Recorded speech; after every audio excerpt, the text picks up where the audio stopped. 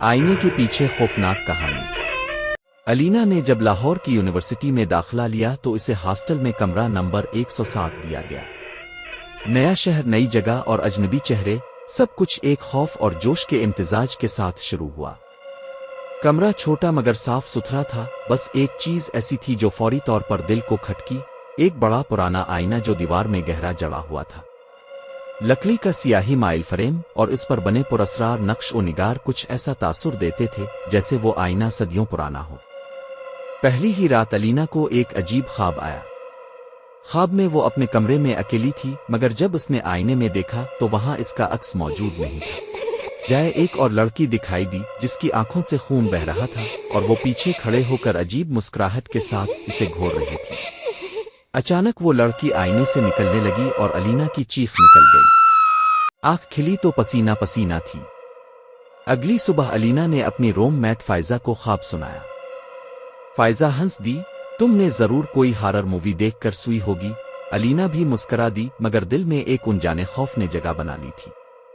अगली रात फायजा तैयार होते हुए आईने के करीब खड़ी थी जब अचानक चीख मार कर पीछे हट गई।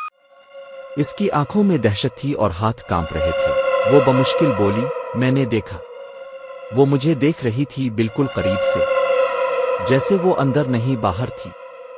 अलीना ने मामले को संजीदगी से लिया और यूनिवर्सिटी की लाइब्रेरी से इस कमरे के मुताल्लिक मालूमात जमा करना शुरू की। पुरानी फाइलों से इसे पता चला कि 1995 में एक तालिबा ज़ोहरा ने रोम 309 में खुदकुशी की थी। इसकी लाश आईने के सामने मिली थी और आईने पर खून से कुछ लिखा था, मुझे देखो और तुम खुद को खो दोगी। वाकये के बाद आईने को रोम 107 में मुंतकिल कर दिया गया था। अलीना ने इस मनहूस आईने को कमरे से निकालने का फैसला किया। जैसे ही इसने हाथ लगाया एक तेज झटका लगा और आंखों के आगे अंधेरा छा गया।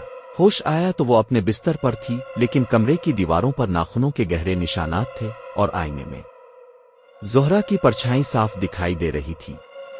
अब हर रात अलीना को एक ही ख्वाब आता, ज़ोहरा इसे बिला रही थी, इसे आईने के अंदर खींच रही थी। आईना अब सिर्फ अक्स दिखाने वाला शीशा नहीं रहा था, वो एक दरवाजा बन चुका था, एक ऐसे जहान का दरवाजा जहां सिर्फ खोई हुई रूहें बसती थीं। एक दिन अलीना को लाइब्रेरी में एक पुरानी डायरी मिली जो गालिबन ज़ोहरा की थी। इसमें कुछ मुंतशिर जुमले दर्ज थे, जब तक मेरा अक्स आजाद नहीं होगा आईना कभी खामोश नहीं होगा। ये पढ़कर अलीना ने एक फैसला किया। अगली रात इसने खुद को तैयार किया, कमरा बंद कर दिया, लाइट्स बुझा दी, सिर्फ एक छोटा सा चिराग जलता रहा। आईने के सामने इसने एक सफेद चादर बिछाई जैसे किसी रस्म की तैयारी हो। कमरा खामोश था, मगर फिजा में एक अजीब सी जुम्बिश महसूस हो रही थी, जैसे दीवारें भी सांस ले रही हों। अलीना आईने के बिल्कुल सामने खड़ी हो गई।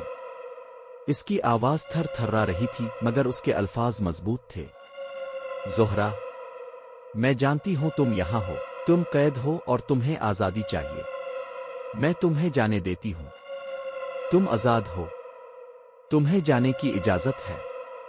चंद लम्हे कुछ ना हुआ, फिर आईने की सतह धुंधलाने लगी जैसे अंदर कोई भाप जमा हो रही हो।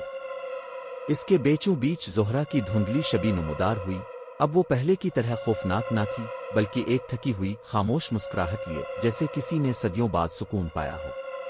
फिर अचानक आईने में बारीक दरारें पड़ने लगे।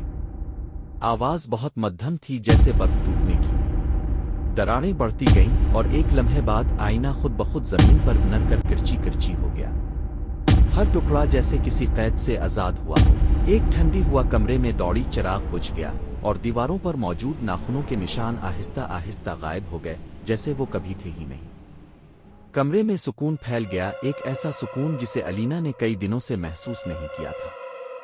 इस रात अलीना पहली बार गहरी पर सुकून नींद सोई।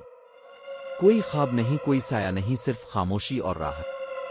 अगली सुबह जब वार्डन ने आकर आईने के बारे में पूछा, अलीना ने खिड़की से बाहर आसमान की तरफ देखते हुए नर्म मुस्कुराहट के साथ कहा, आईना टूट गया और शायद जो बंद था वो भी आखिरकार आजाद हो गया।